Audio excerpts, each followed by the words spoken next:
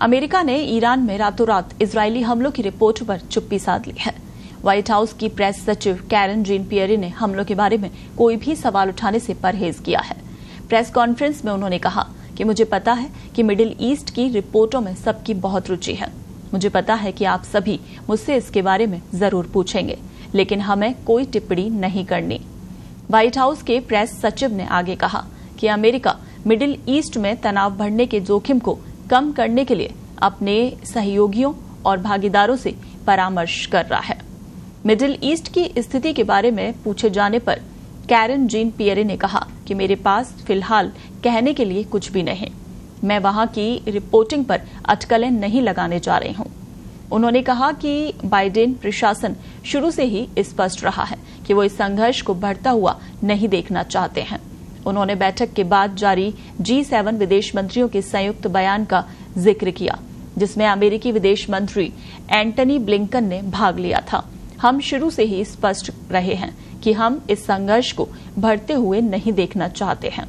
हम अपने सहयोगियों और साझेदारों के साथ परामर्श करना जारी रखेंगे ताकि क्षेत्र में तनाव बढ़ने के जोखिम को कम किया जा सके। ये G7 विदेश मंत्रियों के संयुक्त बयान में भी व्यक्त किया गया था।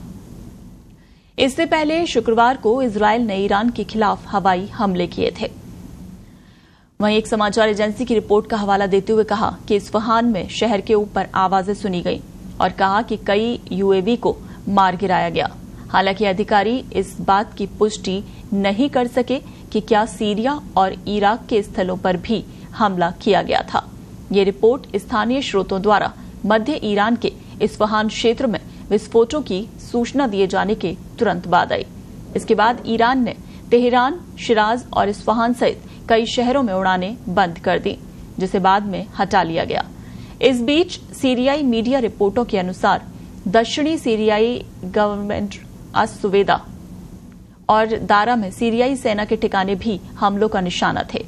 इन हमलों में दक्षिणी सीरिया के दारा में कर्दा और इजरा के बीच सीरियाई सैन्य रडार साइटों को निशाना बनाया।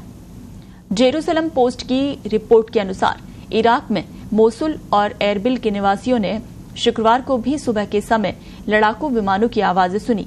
आपको बता दें कि ताजा घटनाक्रम 13 अप्रैल को ईरान द्वारा इजरायल के खिलाफ 300 से अधिक मिसाइलों और ड्रोनों की बमबारी के बाद आया है, जिसके बारे में तेहरान ने कहा था कि ये 1 अप्रैल को सीरिया में उसके वाणिज्य दूतावास पर कथित इजरायली हमले के प्रतिशोध में था, जिसमें 13 लोग मारे गए थे।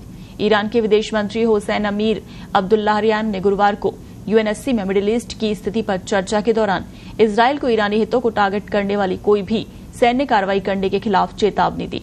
उन्होंने कहा कि ईरान ने अपने रक्षा और जवाबी कदम पूरे कर लिए हैं और अंतर्राष्ट्रीय समुदाय से आग्रह किया कि वो इजरायल को ईरान के खिलाफ कोई भी सैन्य अभियान चलाने से रोके। 17 अप्रैल को इजरायली प्रधानमंत्री बेंजामिन नेतन्याहू ने कसम खाई कि इजरायल अपने निर्णय स्वयं लेगा और अपनी रक्षा के लिए जो भी आवश्यक होगा वो करेगा। नेतन्याहू ने बुधवार को ब्रिटेन और जर्मनी के विदेश मंत्रियों के साथ बैठक के बाद कैबिनेट बैठक में यह बयान दिया। ब्रिटेन के विदेश सचिव डेविड कैमरन और जर्मन विदेश मंत्री एनालेना बेयरबॉक बुधवार को इजरायल पहुंचे थे।